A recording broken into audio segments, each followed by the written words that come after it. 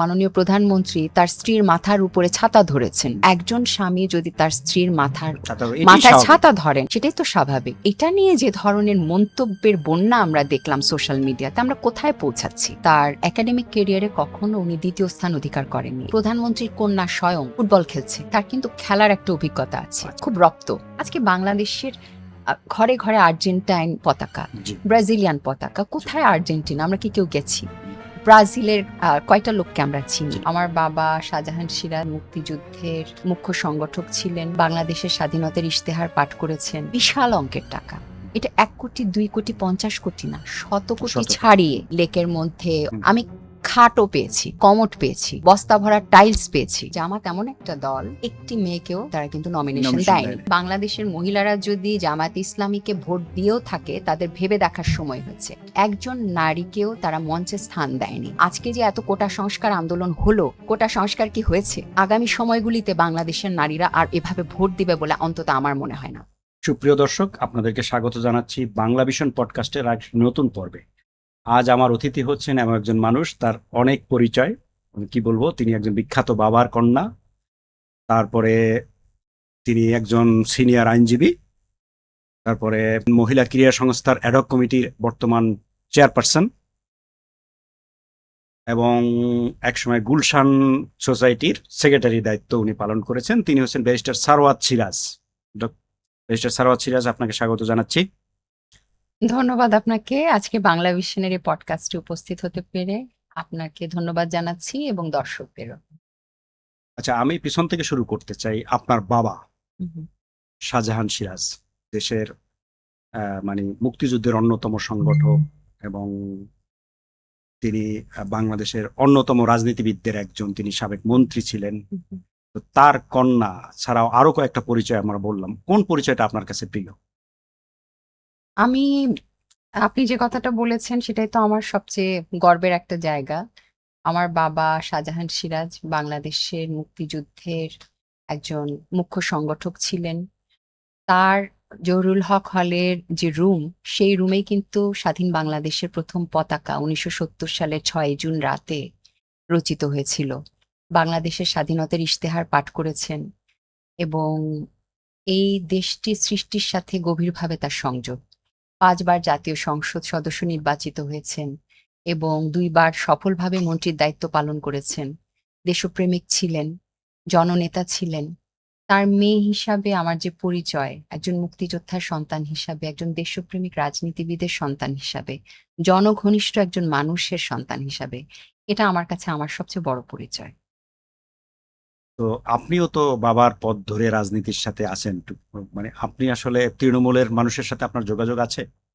অবশ্যই, কারণ আপনি জানেন যে আমাদের বাড়ি টাঙ্গাইলে, বিশেষ করে টাঙ্গাইলের কালিহাতীতে। আমাদের বহু বছর থেকে যাওয়া আসা। আসলে 1973 সাল থেকে আমার বাবা সরাসরি গ্রাসরুটে কালিহাতীর মানুষের সাথে সংশ্লিষ্ট। সেই পথ ধরে 1979 সাল থেকে সে প্রাইমারি স্টুডেন্ট থাকা অবস্থাতেই কিন্তু বাবার সাথে আমাদের যাওয়া আসা। আমার বাবা মা দুজনই কিন্তু সবসময় আমাদের এলাকায় নিয়ে গিয়েছেন এবং গ্রামের মানুষের সাথে ইউনিয়নে ওয়ার্ডে ওয়ার্ডে আমার বাবার যে জনসংযোগ ছিল তা আমরা প্রত্যক্ষভাবে দেখেছি।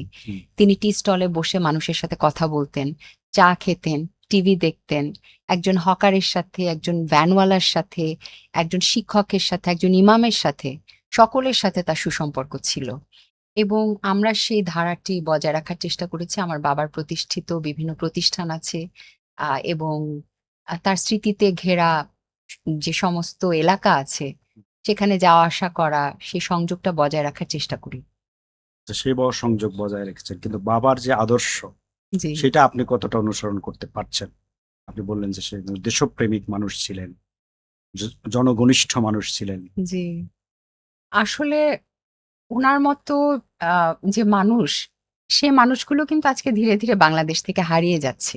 আজকে আমরা যদি বাংলাদেশের রাজনৈতিক প্রেক্ষাপটে দেখি, এই যে ব্যক্তিগতভাবে যে আক্রমণ, একজন আরেকজনকে ব্যক্তিগতভাবে আক্রমণ, কঠোর ভাষায় আক্রমণ এবং যে অশ্লীল ভাষা প্রয়োগ করা হচ্ছে, রাজনীতিতে যে জেন্টলম্যানসের যে একটা পরিবেশ ছিল, সেটা কিন্তু আমরা হারিয়ে ফেলেছি। এখন ঔদ্ধত্য এক ধরনের জিনিস, কিন্তু আমরা দেখছি রুচির অভাব। এবং আহ, এই যে আমাদের যে নতুন যে পলিটিক্যাল কালচার আমরা দেখতে পাচ্ছি, যেখানে এইসব জিনিসকেই আমরা দেখছি যে ভাইরাল হচ্ছে, হুম। মানুষ সেই জিনিসগুলি নিয়ে কথা বলছে বেশি, এবং এটার ব্যাপারে এরকম ভাবেই রাজনীতি করার, প্রতিপক্ষকে আক্রমণ করার, নোংরা ভাষায় জবাব দেওয়ার, ব্যক্তিগতভাবে আক্রমণ করার, এই যে কালচারটা, এই সংস্কৃতিটা কিন্তু আমার মনে হয় যে রাজনীতি থেকে কার দেশপ্রেম বেশি আছে তার চেয়ে কে সাউন্ড বাইট দিয়ে বেশি ভাইরাল হতে পারছে, এই সংস্কৃতির মধ্যে কিন্তু আমরা আছি।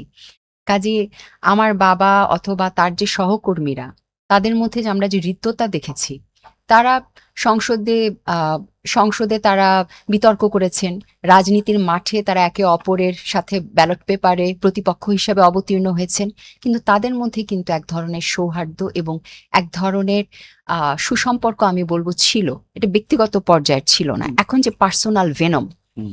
এবং যেভাবে ব্যক্তিগতভাবে বলা হয়। জি, সেদিন আমাদের মাননীয় প্রধানমন্ত্রী তার স্ত্রীর মাথার উপরে ছাতা ধরেছেন, জি। সেটা নিয়ে সারা বাংলাদেশে যে আলোচনার সৃষ্টি হলো, একজন স্বামী যদি তার স্ত্রীর তারপর এটাই মাথায় স্বাভাবিক। ছাতা ধরেন, এটাই তো স্বাভাবিক। আমাদের প্রত্যাশা। এটা শিভালরি বলেন, জেন্টলম্যানস কন্ডাক্ট বলেন, স্বামী হিসাবে স্ত্রীর প্রতি একটা দায়িত্ব বলেন, সেটাই তো স্বাভাবিক। এবং এটা নিয়ে যে ধরনের মন্তব্যের বন্যা আমরা দেখলাম সোশ্যাল মিডিয়াতে, আমরা কোথায় পৌঁছাচ্ছি? এবং সিনিয়র জুনিয়রের মধ্যে যে একটা সৌহার্দ্য, একটা সুসম্পর্ক, একটা শ্রদ্ধা ছিল, সেই জায়গাটিকে আমরা কিন্তু একদম শেষ করে ফেলছি।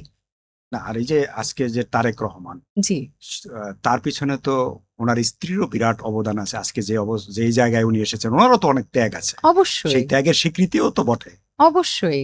এবং উনি একজন খ্যাতনামা চিকিৎসক। চিকিৎসক হুম। এবং একটি অত্যন্ত ঐতিহ্যবাহী পরিবারের সন্তান। হুম। একই সাথে তিনি কিন্তু আমার জানা মতে তার একাডেমিক ক্যারিয়ারে কখনো উনি দ্বিতীয় স্থান অধিকার করেননি, এবং লন্ডনে থাকা অবস্থাতেও কিন্তু তিনি তার একাডেমিক প্রোফাইলকে আপগ্রেড করেছেন। হুম।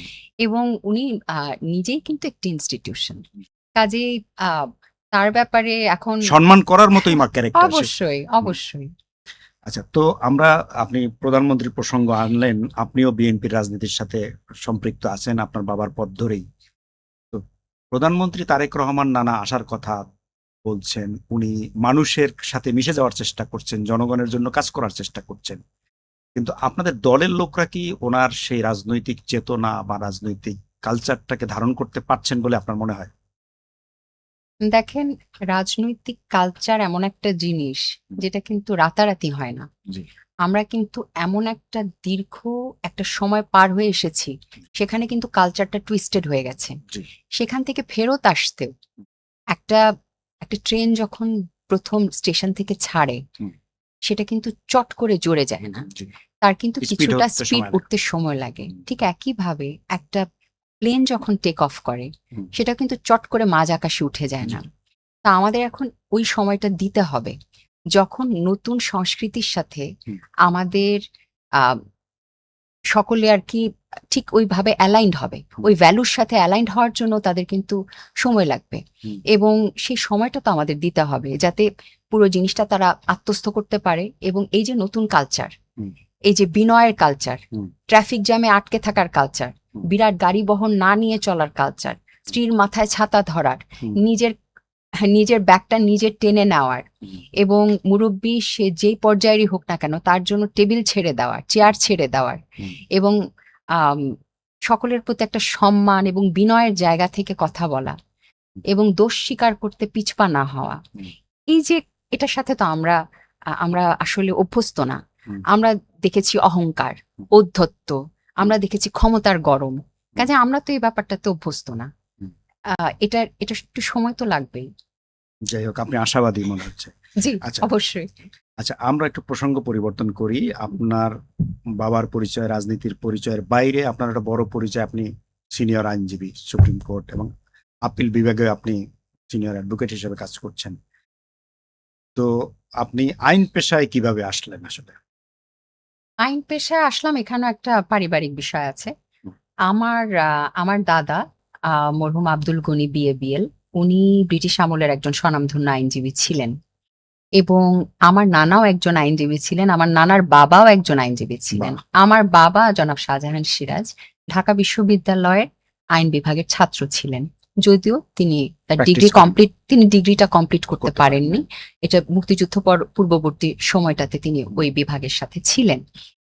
আমি ছোটবেলা থেকেই এই যে আবহটা হুম, এটা দেখে এসেছি হুম। এবং আমি অনেক অল্প বয়স থেকেই আইনজীবী হবার স্বপ্নই দেখতাম। এমন বাহ! না যে এটা আমার উপরে চাপিয়ে দেওয়া হয়েছে। জি। পরবর্তীতে যখন আইন পেশায় আসলাম সেটাও দীর্ঘদিনের পথ চলা। আমি ১৯৯৮ সালে, আমি প্রায় ৩০ বছর হয়ে গেছে। আমি ১৯৯৮ সালে আমি একজন আইনজীবী হিসাবে বার কাউন্সিলে সনদ পেয়েছি এবং ২০১০ সালে আমি আপিল বিভাগের আইনজীবী হয়েছি এবং ২০২৫ সালে আমি বাংলাদেশে একজন মহিলা হিসাবে আ আ সিনিয়র অ্যাডভোকেট হিসেবে দায়িত্ব লাভ করেছি এবং এই যে দীর্ঘ পথ পরিক্রমায় আমার মনে হয় যে এটা সত্যিকার অর্থে আমার একটি পারিবারিক ঐতিহ্যেরই একটা প্রতিফলন। তো আপনি এই যে আইনজীবী পেশায় আছেন, নারী আইনজীবী হিসেবে আপনি আপনার এরকম কোনো মধুর স্মৃতি আছে যেটা একটা ঘটনা যদি আমাদেরকে বলেন যে, যে ঘটনাটা আপনি তো অনেক মামলা লড়েছেন, করেছেন, হুম, করছেন। হুম, হুম, হুম। যেটাকে আপনাকে স্বস্তি দেয়, শান্তি দেয় এরকম কোনো ঘটনা আছে? হ্যাঁ, আছে। এটা খুবই আবেগপ্রবণ একটি ঘটনা। অনেক ঘটনা এরকম আছে।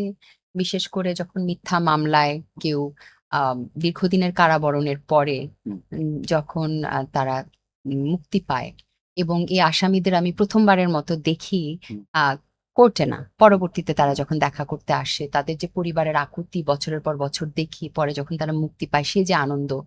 এখানে একটা ব্যতিক্রমী একটা ঘটনা আপনাকে বলি। বিষয়টা হচ্ছে উম আমার একজন ক্লায়েন্ট, সে আ নেদারল্যান্ডের নাগরিক এবং সে শিশুকালে তাকে দত্তক হিসাবে নেদারল্যান্ডে নিয়ে যাওয়া হয়েছিল হুম, এবং ডাচ একটি দম্পতি তাকে বড় করে। ঘটনার পরিক্রমায় ডিএনএ মিলিয়ে সে জানতে পারে তার পরিবারের সদস্যরা বর্তমানে পাকিস্তানের করাচিতে থাকে। হুম, সে আমার সাথে যোগাযোগ করে। তাকে আমি অন্য একটি মামলার মাধ্যমে জানতাম। এবং সে আমাকে দায়িত্ব দেয় যে তার সে পরিবারকে খুঁজে বের করতে হবে এবং এটা দুরূহ দায়িত্ব এবং সে উম জানতে পেরেছে তার নিজস্ব সূত্রে যে তার এক বড় ভাই, আপন ভাই জেলখানায় আছে করাচির নিকটবর্তী এক জায়গায় এবং সেই ভাইকে মুক্ত করে তাকে দিতে হবে। সে হুম। থাকে নেদারল্যান্ড, ভাই থাকে অন্যত্র পাকিস্তানের কারাগারে। পাকিস্তানের কারাগারে এবং তারা কিন্তু কখনো সেই যে শিশুকালে সে চলে গেছে হুম। এবং সে এক বর্ণ বাংলা বলতে জানে না। তার নাম সে বাংলাও বলতে জানে না এবং সে নেদারল্যান্ডের নাগরিক হিসেবেই সেখানে থাকে। কিন্তু মানে তাই উর্দুও সে হয়তো জানে না সে। সে উর্দু, বাংলা কিছুই জানে জানে না। না। সে হুম, শুধু এটুকু জানে যে তাকে খুব শিশুকালে ৭০ এর দশকের শুরুতে একটি নেদারল্যান্ডের ডাচ দম্পতি তাকে দত্তক নিয়ে বাংলাদেশ থেকে গিয়েছিল। কিন্তু সে বাংলাদেশের সাথে তার সুসম্পর্কটি বজায় রেখেছে। পরবর্তীতে যেদিন তার ভাইকে আমরা মুক্ত করে বাংলাদেশে আনলাম হুম, এবং তার সাথে নেদারল্যান্ডে তার ভাইয়ের একটা ভিডিও কল হলো এবং তার শরীরে অনেকটা সিনেমার মতোই বলা যায়। তার হাঁটুতে একটি দাগ ছিল। শিশুকালের একটি দাগ। মেয়েটার? এটা আমি ২ জনই পুরুষ। আচ্ছা। হুম, আমার ক্লায়েন্টের নাম হচ্ছে মুজিবর ডি গ্রাফ। আমি হুম, নামটা বলেই দেই এবং তার ভাই হুম, এবং তাদের মধ্যে যে ১ম যে দেখা হুম, প্রায় ৫০ বছর পরে হুম, এবং ভাইকে দেখে ভাইয়ের এত হুম, বছর পরে তাদের খুঁজে পাওয়ার আনন্দ, একটা পরিবারের সাথে যাওয়ার আনন্দ। সে বিলাসবহুল জীবনযাপন করেছে হুম, ইউরোপে। হুম, কিন্তু এই যে রক্তের সম্পর্ক, হুম, ২ ভাইয়ের ২ জীবন এবং তাদের মধ্যে না আছে ভাষা, না আছে ধর্মের কোনো কানেকশন। হুম, এত বছর পর একজন আরেকজনকে যে খুঁজে পেয়েছে এবং আমি এখানে একটা ইন্সট্রুমেন্ট হিসাবে কাজ করে। কাজ করেছি হুম, এবং তাদের যে বাঁধ-ভাঙা কান্না এবং আবেগ এবং শরীরের কোন জায়গায় দাগ আছে দেখাও তো, তোমার যে ওই ঘটনা হয়েছিল। হুম, এবং ইন্টারেস্টিং ব্যাপার হলো আমার মক্কেলকে, আমার এই ক্লায়েন্ট মুজিবরকে পরিচয় করিয়ে দেওয়া হয়েছিল একজন এতিম হিসাবে। কিন্তু তার স্মরণ আছে সে এতিম ছিল না। তার মা তাকে আ দত্তক দিয়েছিল। দত্তক দিয়েছিল। শর্ত ছিল একটা সময় তাকে ফেরত দেওয়া হবে। লেখাপড়া শিখিয়ে। এইভাবে কিন্তু ৭০ এর দশকে বাংলাদেশ থেকে বহু শিশু পশ্চিমের বিশেষ করে জার্মানি এবং নেদারল্যান্ডে পাঠিয়ে দেওয়া হয়েছিল। যাদের সবার ভাগ্য কিন্তু আমার ক্লায়েন্টের মতো ভালো ছিল না। অনেকেই কিন্তু বিভিন্ন রকম দুর্ভোগ, অনেক ধরনের অ্যাবিউজের শিকার হয়েছে, তাদের বিক্রি করা হয়েছে, তাদের উপর অত্যাচার চালানো হয়েছে। এটা আমার জীবনে একটি আইনজীবী হিসাবে একটি অত্যন্ত ফুলফিলিং এবং স্মরণীয় ঘটনা। জি, ধন্যবাদ। আমরা জানি আপনি মহিলা ক্রীড়া সংস্থার অ্যাডহক কমিটির চেয়ারম্যান হিসেবে দায়িত্ব পালন করছেন। তো আপনি আইন, পেশা, রাজনীতি এত কিছুর বাইরে আপনি ক্রীড়া বিষয়ে আপনার আগ্রহের কারণ কি? আমার কাছে মনে হয় যে বাংলাদেশে এখন আমরা যে জায়গায় আছি, আমি নিজে খেলোয়াড় না, জি। কিন্তু খেলা এমন একটা বিষয়, হুম। এখন বাংলাদেশের যে চলমান পরিস্থিতি, বিশেষ করে আমি নিজে একজন মা, আমার ২ টি ছেলে আছে। এবং আমি এখন যে শিশু, কিশোর, তরুণদের মধ্যে যে বিষয়টি দেখছি, একদিকে মাদক, আরেকদিকে হচ্ছে বইয়ের থেকে বিমুখ এবং ট্যাবলেটের প্রতি আসক্তি। হুম। বিশেষ করে সোশ্যাল মিডিয়ার প্রতি আসক্তি, টেকনোলজির প্রতি আসক্তি এবং ব্যক্তিতে যে ইন্টারঅ্যাকশন, হুম। কথা বলা, কনভারসেশন, এটা কিন্তু হারিয়ে যাচ্ছে। হারিয়ে যাচ্ছে। পাশাপাশি বসে আমরা ঘন্টার পর ঘন্টা কাটাচ্ছি ২ টি ফোনের দিকে তাকিয়ে হুম। এবং আশেপাশের মানুষের ব্যাপারে সম্পূর্ণ ভুলে যাচ্ছি। এখান থেকে আমার কাছে মনে হয়েছে যে খেলার কোনো বিকল্প নেই। হুম। খেলার বিকল্প নেই এই অর্থে, একদিকে খেলায় যে বাচ্চা ব্যস্ত থাকবে, সে ক্লান্ত হবে, ঘুমিয়ে পড়বে এবং সে অন্য কাজে, আপনি কখনো একজন ভালো খেলোয়াড় বা খেলার প্রতি আগ্রহী একটা ব্যক্তিকে কিন্তু বড় কোনো ক্রাইমে, বিশাল কোনো ড্রাগসে, পারফরম্যান্স এনহ্যান্সিং ড্রাগস আলাদা জিনিস। হুম। কিন্তু রিক্রিয়েশনাল এই যে ড্রাগস এর মধ্যে জড়াতে দেখবেন না। আমরা কিন্তু মাদকের একটা বিরাট বন্যা বয়ে যাচ্ছে বাংলাদেশের রন্ধ্রে রন্ধ্রে হুম। ছড়িয়ে পড়েছে। আরেকটা বিষয় আপনি লক্ষ্য করবেন যে বাংলাদেশে অতি সাম্প্রতিককালে রক্ষণশীলতার, কনজারভেটিজমের একটা উত্থান ঘটেছে হুম। এবং সেখানে মেয়েদের খেলার পথে কিন্তু বেশ বাধা সৃষ্টি করা হয় বা হচ্ছে, সামাজিকভাবে, পারিবারিকভাবে, বিশেষ করে কমিউনিটি লিডারশিপের ক্ষেত্রে। আমরা ইন্টারিমের সময় দেখেছি যে মেয়েদের খেলায় বাধা হয়েছে, মেয়েদের ক্লাবগুলি বন্ধ করে দেওয়া হয়েছে। এটা লক্ষ্য করেছি। সেখান থেকে আমি একটা তাড়নার জায়গা থেকে একজন মা হিসাবে এবং আমি কমিউনিটি লিডার হিসাবে আমার কাছে মনে হয়েছে যে খেলার সাথে সংশ্লিষ্ট হওয়া প্রয়োজন, বিশেষ করে মেয়েদের খেলার ক্ষেত্রে। তো আপনি ওখানকার আপনার অভিজ্ঞতা কি? মহিলা ক্রীড়া সংস্থা পরিচালনা করতে গিয়ে আপনার এক্সপেরিয়েন্স কি? আমার আমার কারণ কাছে আমাদের কোনো প্রতিষ্ঠানই তো আসলে ওয়েল পারফর্মিং না। হুম, হুম, হুম। আপনি আপনি ঠিক বলেছেন, আমি সহমত আপনার সাথে। এখানে আসার বিষয়টা আমি বলি, আমি পজিটিভ জি, মানুষ, আপনি জি, একটু আগে নিজেই বলেছেন। জি। ওই পজিটিভ জায়গা থেকে আমি বলছি আপনাকে যে আমাদের এখন যে গভর্নমেন্ট আছে, বর্তমান যে সরকার, আপনি দেখেছেন হুম। প্রধানমন্ত্রীর কন্যা স্বয়ং সেদিন জায়মান কিন্তু রহমান সে ফুটবল খেলছে।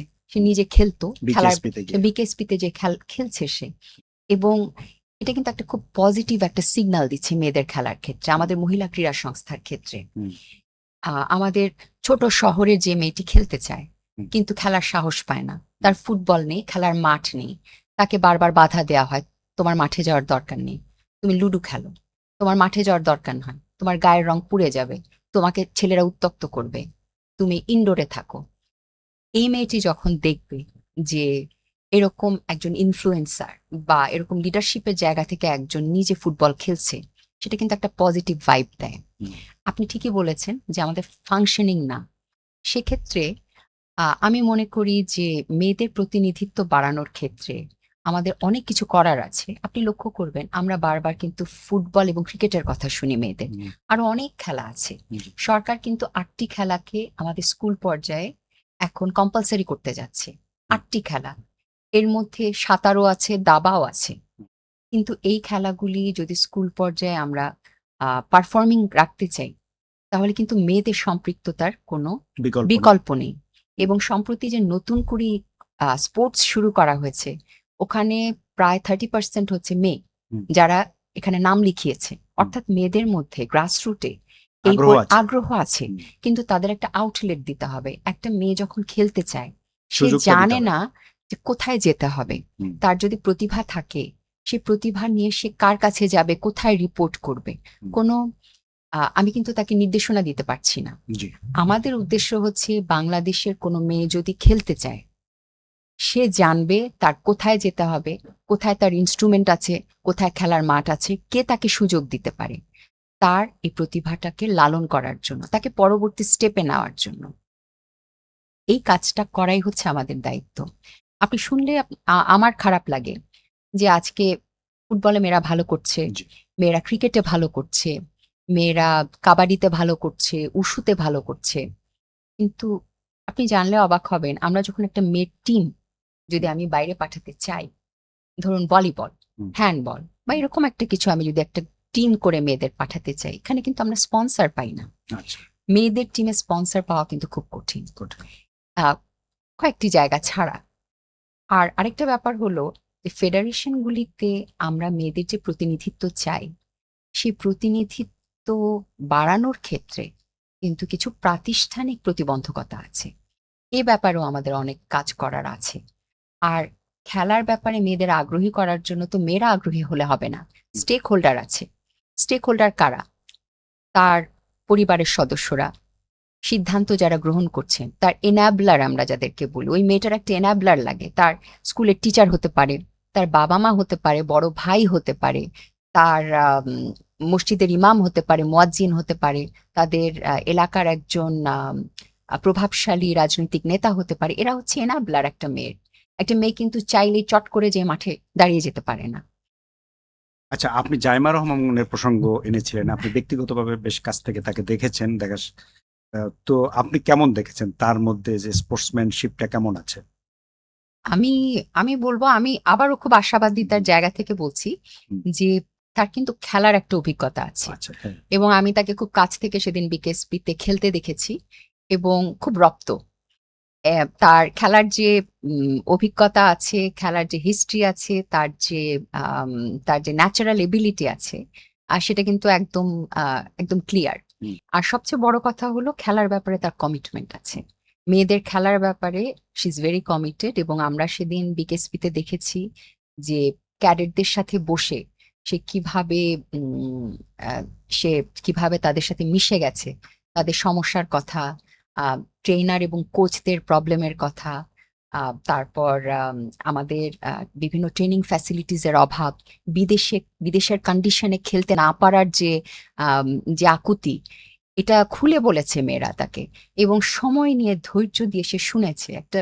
দেখুন, একজনের লিডারশিপের আম, একটা বড় লক্ষণ হচ্ছে মানুষের কথা শুনতে শুনে পারার কেমন? ধৈর্য হুম, হুম, এবং গুরুত্বের সাথে শুনতে পারা হুম, এবং গুরুত্ব দিয়ে ধৈর্যের সাথে শোনা এবং সবার সাথে মিশে যাওয়ার যে এবিলিটি, হুম। আমি তার মধ্যে দুটোই দেখেছি। আচ্ছা, ওনার তো কোনো এক্সিকিউটিভ পাওয়ার নাই, তো ওনার কাছে এই প্রবলেমগুলো বললে উনি সমাধান কিভাবে করবেন? এক্সিকিউটিভ পাওয়ারের থেকে জানেন, একটা সদিচ্ছা একটা বড় ব্যাপার। কারণ she has the years of the prime minister. Yes. So যখন উনি এটা শুনছেন হুম, এবং এতটা সময় নিয়ে হুম, অন্য কাজ ফেলে উনি অন্য কাজে যেতে পারতেন, হুম। সেটা ছেড়ে যে ঢাকা ছেড়ে বিকেএসপিতে যাওয়া, আহ, বিভিন্ন টিমের সাথে দেখা করা, মিরপুরে যে নিয়মিত খেলা খেলা দেখা, হ্যাঁ। বিদেশগামী মেয়েদের সাথে দেখা করে তাদের সাথে উৎসাহিত করা, পরবর্তীতে আপনাদের সাথে ম্যারাথনে নামবো, এই যে একটা তার যে একটা কমেন্ট, হুম। সব ব্যাপারেই উনি কিন্তু ওনার খেলার প্রতি, মেয়েদের খেলার প্রতি, তরুণ প্রজন্মকে খেলার মাঠে আনার ব্যাপারে একটা কমিটমেন্ট আছে। এবং এটা এমন একটা সফট পাওয়ার, খেলা এমন একটা সফট পাওয়ার। দেখেন, আজকে বাংলাদেশের ঘরে ঘরে আর্জেন্টাইন পতাকা, জি। ব্রাজিলিয়ান পতাকা। কোথায় আর্জেন্টিনা? আমরা কি কেউ গেছি? ব্রাজিলের কয়টা লোককে আমরা চিনি? জি। এই যে সফট পাওয়ার যে খেলার মধ্যে, সেটা কিন্তু জায়মা রহমান উপলব্ধি করেছেন এবং এই সফট পাওয়ারটাকে উনি ফোকাস করেছেন। এবং এখানে এক্সিকিউটিভ পাওয়ারের চেয়ে আমি মনে করি সিনসিয়ারিটি এবং কাজ করার আগ্রহ একটা বিরাট ভূমিকা রাখবে। এবং সামনের দিনগুলিতে আমার বিশ্বাস আমরা সবাই দেখব যে স্পোর্টস ডিপ্লোম্যাসিতে তার আরো বেশি অবদান এবং সংশ্লিষ্টতা আপনারা দেখতে পাবেন। আচ্ছা, আপনি ওয়ার্ল্ড কাপ প্রসঙ্গ তুলছিলেন। আপনি কয়েকদিন আগেই আমেরিকা থেকে ঘুরে এসেছেন এবং আমরা জি। জানি যে একটা খেলাও দেখেছেন। ওইখানে ওয়ার্ল্ড কাপের ভাইবটা কেমন আছে? আমেরিকানরা যদি ফুটবল খেলে না তেমন। জি, আসলে যদি আপনি ওই আমি ব্রাজিল মরক্কোর খেলার কথা বলছি, ড্র হয়েছে ঠিকই, কিন্তু ওই স্টেডিয়ামের যে পরিবেশ, সেটা ইলেকট্রিক। সেটা টিভিতে দেখে, সেটা যত বড় স্ক্রিনেই হোক না কেন, আমরা যতই সেটাকে এমুলেট করার চেষ্টা করি না কেন, সেটা আসলে না দেখলে বোঝার উপায় নেই। সেখানে যে উন্মাদনা, সেখানে যে ভাইব, কিন্তু আমেরিকার বিভিন্ন শহরে দেখলাম যেটা, সেটা আমাদের এখানে যে মানুষের মধ্যে আগ্রহ, উদ্দীপনা এবং ফুটবল প্লেইং নেশন হিসাবে আমাদের যে বহু বছরের যে আমাদের সংস্কৃতি, আমাদের যে ফুটবলিং কালচার, সেটা অনেক রিচ। আমি সেই ভাইবটা কিন্তু শহর থেকে শহরান্তরে দেখিনি, যে এত বড় একটা গেম হচ্ছে, পৃথিবীর বিশালতম ফুটবলের আসর বসেছে। আমার মনে হয় মূলত ফিফা থেকে উত্তর আমেরিকাতে এই খেলাকে জনপ্রিয় করার উদ্দেশ্যেই করা হয়েছে। তারা কতটা সফল হবে আমি জানি না। আমি এমনি রাস্তাঘাটে মানুষের মধ্যে এটা নিয়ে তেমন কোনো তাড়না বা উৎসাহ লক্ষ্য করিনি। অন্তত নিউ ইয়র্ক, নিউ জার্সি অঞ্চলে। ওখানেও কি মানে আর্জেন্টিনা, ব্রাজিল আছে নাকি, নাকি আমি আমেরিকা? যেহেতু ব্রাজিলের খেলাটি দেখতে গিয়েছি, ওখানে আমি অনেক ব্রাজিলের সমর্থককে, আমরা যে হোটেলে ছিলাম বা আশেপাশে ছিলাম, ওখানে তাদের পতাকা নিয়ে জার্সি পরে দেখেছি। এয়ারপোর্ট পর্যন্ত তারা এসেছে। কিন্তু আমরা যেভাবে এই জিনিসটাকে, ইজ অলমোস্ট লাইক আমাদের সেকেন্ড স্কিন। এখন আমরা হুম, সবার ঘরেই কিন্তু একটা করে পতাকা আছে। হুম, আমরা ঝগড়াঝাটিতে জড়িয়ে পড়ছি, জি, বাজি ধরছি, খেলাধুলার দিনরাত চলছে, তারপরে ওয়াচ পার্টি হচ্ছে। সেটা দেখে সারা পৃথিবীতে কিন্তু আলোড়ন পড়ে গেছে। হুম, আর্জেন্টাইন একজন খেলোয়াড় পর্যন্ত বাংলাদেশি একটা ফ্যানকে দেখে হুম, তার হুম, গ্রিন রুমে যাচ্ছেন না, তিনি তার রুমে যাচ্ছেন না, দাঁড়িয়ে ফটো তুলছেন। জি, মানে বাংলাদেশের ফুটবল ম্যানিয়া, হুম, ফুটবল পাগল বাঙালি হুম। আজকে কিন্তু এখন সর্বত্র তারা আলোচিত হচ্ছে। এবং ওটা কিন্তু আমি আমেরিকায় লক্ষ্য করিনি। না, কিন্তু আপনি বলছেন যে আমাদের ফুটবল কালচারে যে রিচ ফুটবল কালচার, জি, কিন্তু আমরা ওয়ার্ল্ড কাপ খেলতে পারি না, তারা তো ওয়ার্ল্ড কাপ খেলছে এবং সেকেন্ড রাউন্ডে পর্যন্ত চলে গেছে, আমেরিকার হ্যাঁ, কথা বলছি। জি, জি, জি, অথচ জি। তাদের মধ্যে এটা নিয়ে উন্মাদনা নাই, আমরা পারছি না কেন? আসলে আমাদের ফুটবল কেন এত পিছিয়ে আছে? আপনি যেহেতু ক্রিয়া নিয়ে কাজ করেন, জি, সেজন্যই জিজ্ঞেস জি। করতে চাচ্ছি আর কি। আসলে এটা কিন্তু একদিনের বিষয় না। জি, এখানে দেখবেন একটা অচলায়তন ছিল জি, এবং একই ব্যক্তি বা একই সিন্ডিকেট বহু বছর থেকে হুম, নিজস্ব স্বার্থে নিজেদের প্রমোশনের জন্য এই ফেডারেশনটাকে ইউজ করেছে। করেছে, জি, এবং আমরা এখন যদি যেটা আমরা করতে চাচ্ছি, আমরা হুম, দেখছি, লক্ষ্য করছি, আমাদের যে স্পোর্টস মিনিস্টার আছেন, উনি নিজে একজন ফুটবলার হুম। এবং একজন সাফ বিজয়ী। উনি কিন্তু একজন অধিনায়ক, অধিনায়ক ছিলেন ছিলেন। এবং ১৬ বছর বয়সে ম্যাট্রিক পাশ করার আগে থেকে কিন্তু মোহাম্মদ আমিনুল হক খেলেন। ১৬ জি, বছর বয়স থেকে খেলেন। খুব কাছে থেকে দেখেছেন, বহু বছর উনি বিকেএসপিতেও কাটিয়েছেন। হুম, এবং একজন খেলোয়াড়কে কিন্তু এখন আমরা মিনিস্টার হিসেবে পেয়েছি জি, এবং নিজে একজন ফুটবলার। আমার বিশ্বাস যে এখন একটা গুণগত পরিবর্তন আমরা লক্ষ্য করব, কারণ এটা কিন্তু একটা পরিকল্পনার বিষয়। হুম, ভালো কোচ আমাদের প্রয়োজন। কোচ নিয়ে দেখলেন তো কত হুম, কিছু হয়ে গেল। হ্যাঁ, এবং আমরা আগে ধরা যাক বিকেএসপিতে, হুম, বিকেএসপি থেকে কিন্তু আমরা বড় বড় খেলোয়াড় পেয়েছি। হুম, কারণ কি, একটা সময় ওখানে আমরা কিন্তু ওই ধরনের কোচ দিতাম। হুম, ভালো কোচ ছাড়া কিন্তু ভালো খেলোয়াড় হবে না। জি, এবং আপনার মনে আছে কিনা, আমরা কিছু ইন্টারন্যাশনাল গেমও এখানে খেলাতাম। জি, আমাদের এখানে ইন্টারন্যাশনাল কাপ হতো। হুম, এই যে একটা বিষয় ছিল, আমার বিশ্বাস যে এই এই কালচারটা যদি আমরা আবার আনতে পারি এবং একটা দীর্ঘ পরিকল্পনা করে, হুম, গল্পটা আমি ৫ বছর পরে কি খেলবো, হুম, এখন থেকেই কিন্তু এটার পরিকল্পনা শুরু হওয়া দরকার। হুম। এটা খেলার ৩ মাস আগে থেকে না।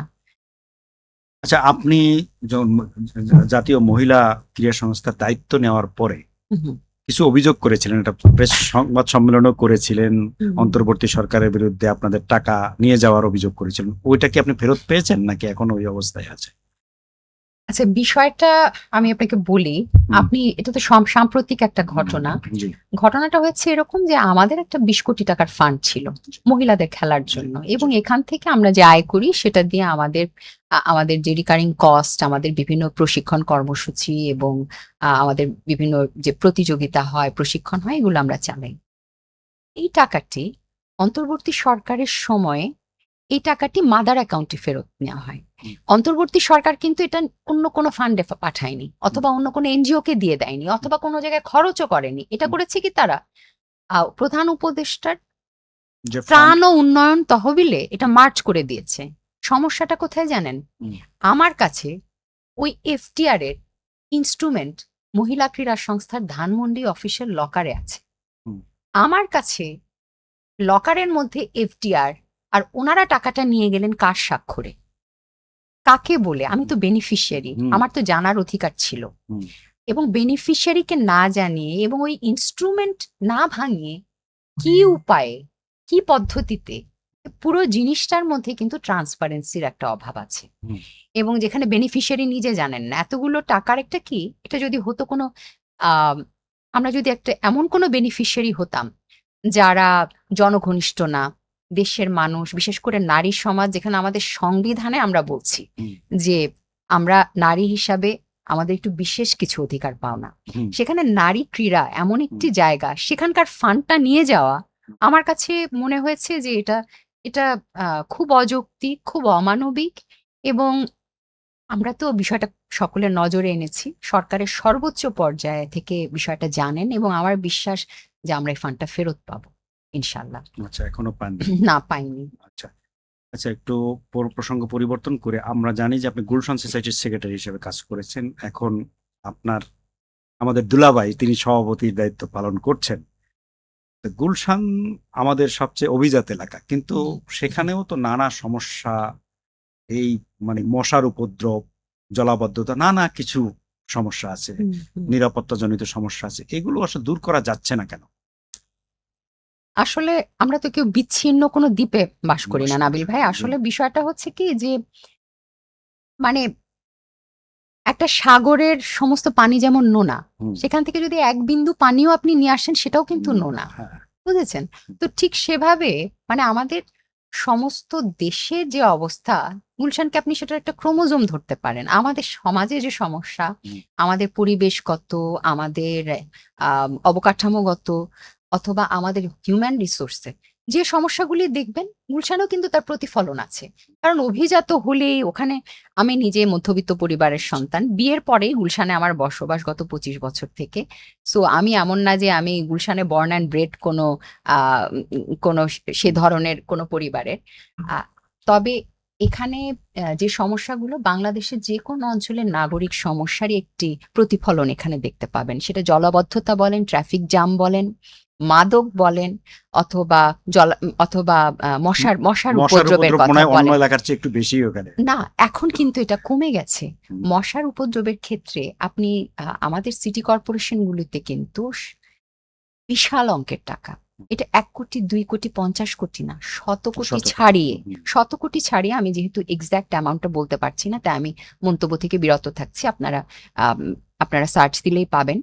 একটি বিশাল অ্যামাউন্ট কিন্তু আমরা এখানে পাই, কিন্তু সেটার এক্সিকিউশন, সেটার ইমপ্লিমেন্টেশন, সেটার অর্থ ব্যয়ের ক্ষেত্রে কি করা হয় সেটা কিন্তু প্রশ্ন সাপেক্ষ। হ্যাঁ, স্বচ্ছতার অভাব আছে। এবং এই গুলশান আপনারা জানেন, গুলশান বলেন, বনানী বলেন, আমরা কিন্তু চারদিকে জলাশয় দিয়ে, জলাশয় একদিকে উম, মহাখালী মহাখালী লেক আছে, আরেকদিকে বারিধারা লেক আছে, আরেকদিকে বাড্ডা লেক আছে, আরেকদিকে হাতির ঝিল আছে, এবং সেটার সাথে দাসের কান্দি লিংক আছে।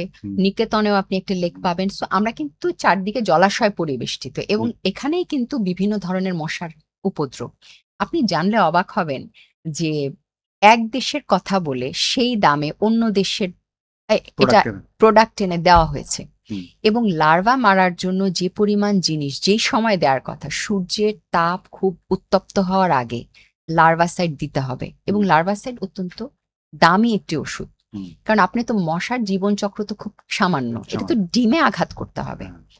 এই যে আমি ইচ্ছাকৃত না অনিচ্ছাকৃত, প্রথম কথা হলো ভুল ধরনের ওষুধ, তারপরে এত ব্যাপক পরিমাণ ফান্ড সঠিকভাবে ব্যবহার না করা, আরেক দিকে হচ্ছে মশার জীবনচক্র জানা সত্ত্বেও এখানে বারবার বিভিন্ন ধরনের গিমিক আনা হয়েছে।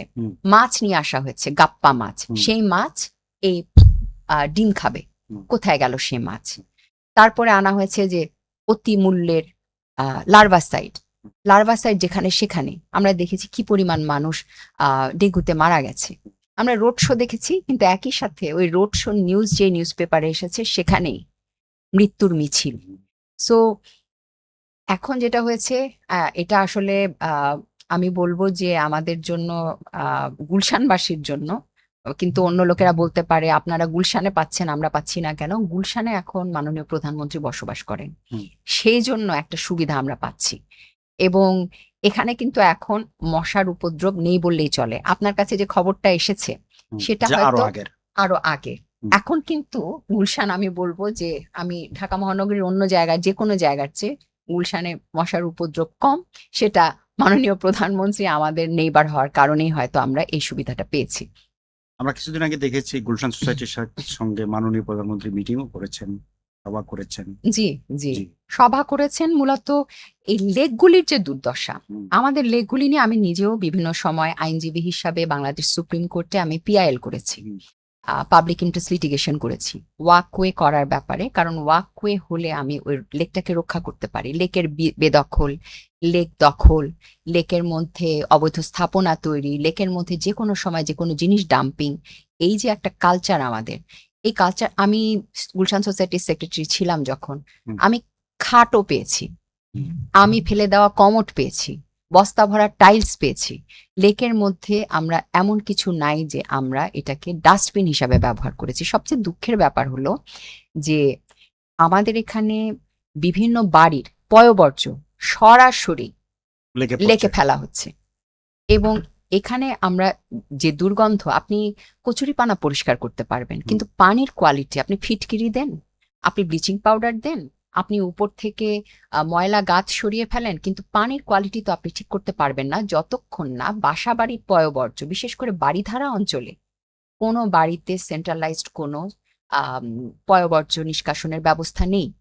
তো এখন এটা নিয়ে কথা চলছে প্রাতিষ্ঠানিকভাবে। এখানে রাজুক আছে, এখানে ওয়াসা আছে, এখানে মাননীয় প্রধানমন্ত্রী স্বয়ং এ ব্যাপারে আগ্রহী। কারণ পানির কোয়ালিটি ভালো না হলে হুম, আপনার দুর্গন্ধ যাবে না, মশাও যাবে না। এবং এটা সার্বিকভাবে আমি বলবো যে আমাদের সিভিক সেন্সের হুম। যে অভাব। আমরা বিদেশে গেলে ভালো থাকি, আমরা এমনকি সেনানিবাসেও আমরা ভালো, আমাদের দায়িত্ববোধ থেকে আমরা কাজ করি, কিন্তু আমরা এই লেকগুলিকে আমাদের ডাস্টবিন হিসেবে ব্যবহার করতে এতটুকু আমরা দ্বিধা করছি না। আপনার আইন পেশায় একটু ফিরতে চাই। সেটা হচ্ছে গত অন্তর্বর্তী সরকারের সময় আমরা দেখেছি যে সরকার বলেছে যে তারা বিচার বিভাগকে আলাদা করেছে, স্বাধীন করেছে। আসলে কি বিচার বিভাগ স্বাধীন হয়েছে? আপনার অভিজ্ঞতা কি বলে? বিচার বিভাগের স্বাধীনতাও কিন্তু একটা আহ এটা রাতারাতি হওয়ার ব্যাপার না। হুম, এটা কিন্তু আমি বলবো একটা মাইন্ডসেটও। আচ্ছা, অনেক সময় বনের বাঘ না, হুম, মনের বাঘও কিন্তু হুম, একটা একটা বড় ভূমিকা পালন ভূমিকা করে। পালন করে। হুম, তো বিচার বিভাগের স্বাধীনতার ব্যাপারে আমাদের মাজদার হোসেনের যে কেসটা আছে, হুম, আমরা আমরা আশাবাদী যে মাজদার হোসেনের কেসটার অনুসরণে যে বিচার বিভাগের যে স্বাধীনতা নিশ্চিতকরণ, সেটার ব্যাপারে অচিরেই আমার বিশ্বাস যে আহ, বর্তমান সরকার একটা এই বিষয়ে তাদের ভূমিকাটা ডিস্টিংক্ট ভাবে, তাদের যে যে সমস্যাটা তারা ফেস করেছেন সেটার ব্যাপারে এগিয়ে আসবেন আমার বিশ্বাস। কিভাবে? মানে আসলে তো মানুষ যে আসলে রাজনীতির প্রভাবমুক্ত বিচার ব্যবস্থা কি আমরা পাবো?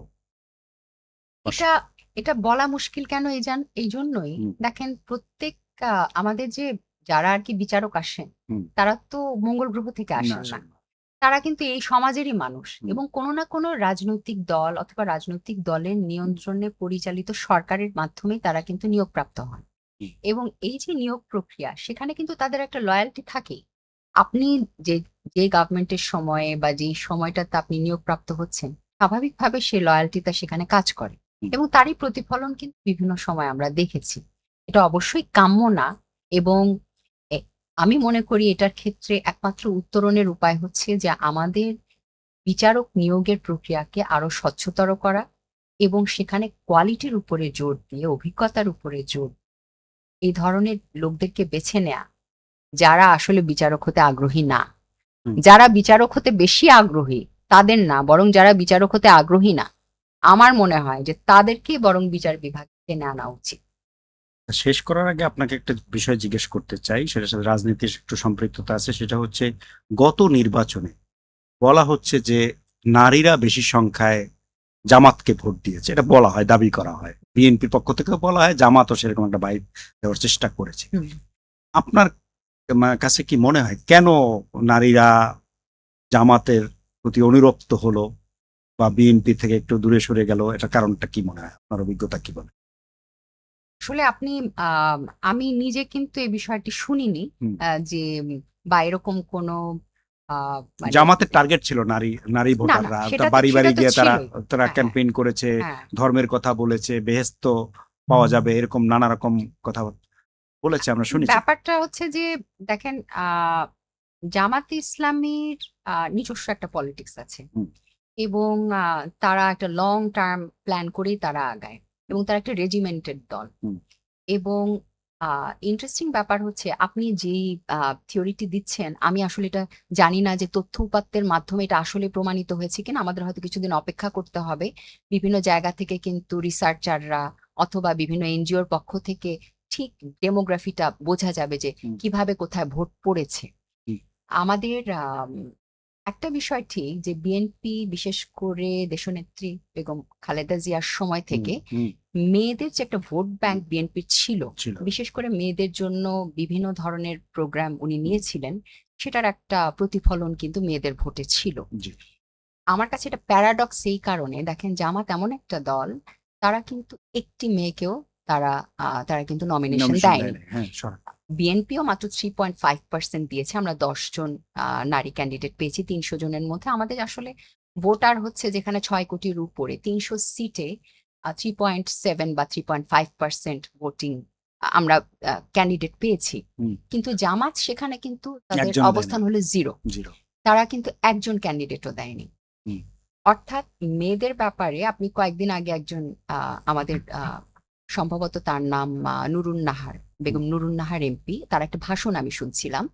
উনি বলছিলেন যে বাংলাদেশে কি নারী এবং পুরুষের সমান অধিকার নেই? আমি আশ্চর্য হয়ে দেখছি, আমি কিন্তু ওনার কথা কোট করছি, এদিক ওদিক কিছুটা হতে পারে। আমি আশ্চর্য হয়ে দেখছি যে বাংলাদেশের নারীদের লেখাপড়ার ক্ষেত্রে আহ বেশি সুবিধা দেয়া হচ্ছে। উনি আশ্চর্য হয়েছেন। এবং গত ৩০ বছরে বাংলাদেশের নারীদের লেখাপড়ার ব্যাপারে বেশি সুযোগ সুবিধা দেয়া হয়েছে। তাহলে কি বাংলাদেশের ছেলেদের সম অধিকার নেই? এরকম একটি মন্তব্য একটা রিজার্ভ সিটে, মানে নারী সদস্য। জামাতের নারী রিজার্ভ সিটের একজন সম্মানিত নারী সদস্য তার বক্তব্যে বলেছেন। ছেলে এবং উনি কথা প্রসঙ্গে আফগানিস্তানকে টেনে এনেছেন তার উদাহরণ হিসাবে। বাচ্চাদের মানে আমি নিজে, আমার ২ টি ছেলে আছে। আমি ছেলের মা, আমার কোনো মেয়ে নেই। হুম, কিন্তু আমি তো কারো মেয়ে। আমার ছেলেদের দিক থেকে আমি বলতে পারি যে ছেলেদের লেখাপড়ায় যদি অবৈতনিক শিক্ষা চালু করা হয় ক্লাস 5 এরও পরে, তাতে তো কারো কোনো সমস্যা নেই। কিন্তু মেয়েদের শিক্ষা দেখে আশ্চর্য হওয়া অথবা মেয়েদের শিক্ষায় ৩০ বছর থেকে সুবিধা দেয়া হচ্ছে, এই বিষয়ে যে খেদ হুম, আমি দেখলাম। হুম, আমার মনে হয় বাংলাদেশের মহিলারা যদি জামায়াতে ইসলামীকে ভোট দিয়েও থাকে, তাদের ভেবে দেখার সময় হয়েছে। কারণ আমরা সম্প্রতি ১১ দলীয় জোটের একটা মিটিং এ দেখেছি, একটা মঞ্চেও তাদের স্থান দেওয়া হয়নি। একজন নারীকেও তারা মঞ্চে স্থান দেয়নি ১১ দলীয় জোটের পক্ষ থেকে। সবাইকে নিচে বসানো হয়েছে। নিচে বসা, উপরে বসা সেটা তাদের নিজস্ব ব্যাপার। কিন্তু বাংলাদেশের আমাদের আবহমান সংস্কৃতিতে নিচু মানে নিচে, উপরে মানে উপরে। আ এই বিষয়টা ইকুয়াল না। আছে। এবং আরেকটা বিষয় তারা ওনারা বলে থাকেন যে আমরা মেয়েদের তৈরি করছি। এখনো তারা ক্যান্ডিডেট হওয়ার যোগ্য হয়নি। এটা ওনারা নিজেরাই প্রকাশ্যে বলেছেন। এবং জামায়াতের আমির এটাও বলেছেন যে আমরা তাদের মাথায় করে রাখবো, অলংকার করে রাখবো। তো আমরা ওই এরশাদ সাহেবের সময় শুনেছিলাম যে আম বাংলাদেশ সংসদের ৩০ সেট অলংকার। হুম, এটা কিন্তু আমরা শুনেছিলাম। জি, তো জি। বাংলাদেশের নারী কিন্তু জামায়াতে ইসলামের অলংকার হতে চায় না। এবং যেই দল মনে করে যে তাদের দলে, এবং তারা এমনভাবে তাদের সংগঠন সাজিয়েছে, একটা বিশাল অংশ কিন্তু তারা নারী নেতৃত্বে রেখেছে। হুম, আরপিওর শর্ত কিন্তু জামায়াতে ইসলামী পূরণ করেছে সাংগঠনিকভাবে। হুম, আপনি জানেন কিনা জানি না। সাংগঠনিকভাবে জামায়াতে ইসলামে নারী নেতৃত্বে তারা আরপিওর যে শর্ত ছিল সেটা পূরণ করেছে। কিন্তু যখন ক্যান্ডিডেসির সময় এসেছে, একজনকেও ক্যান্ডিডেসি তারা দেয়নি।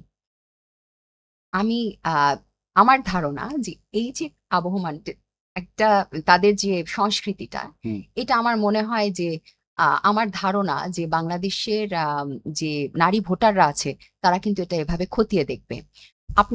আমি একটা চশমা পরে আছি নাবিল ভাই। হুম, হুম, তো আমার পাওয়ার, হুম, আমার চোখের পাওয়ার, আপনার যদি চশমা লাগে তার সাথে তো তারতম্য থাকবে। অবশ্যই তো। কারো একেবারেই চশমার দরকার হয় না। কারো পাওয়ার বেশি লাগে, কারো পাওয়ার কম লাগে। জি, তো কাজে সুযোগের সমতা আর ন্যায্যতা কিন্তু এক এক জিনিস জিনিস না। না। আমি যদি মানে আমাদের দেশে মহিলারা অনেক পিছিয়ে আছে। পিছিয়ে আছে। এবং আমাদের সংবিধানের ৩য় ভাগে যেখানে আমাদের আমাদের মৌলিক অধিকারের কথা বলা হয়েছে, সেখানে নারীকে আলাদাভাবে চিহ্নিত করা হয়েছে পিছিয়ে পড়া জনগোষ্ঠী হিসাবে। আজকে যে এত কোটা সংস্কার আন্দোলন হলো, হুম।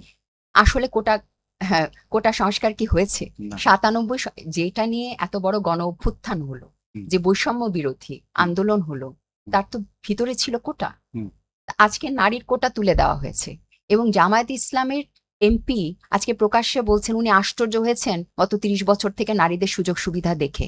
না, এখানে আশ্চর্য হওয়ার কিছু নাই, হুম। কারণ ওই মেয়েটার চোখের পাওয়ার বেশি লাগবে।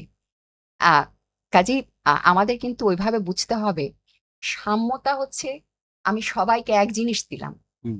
হ্যাঁ, যার সব আছে বা যার বেশি আছে তাকেও যদি যে একেবারে সর্বহারা তার সমান দেই, সেটা কিন্তু ন্যায্য হলো না। ন্যায্য হলো না, সেটা সম হলো।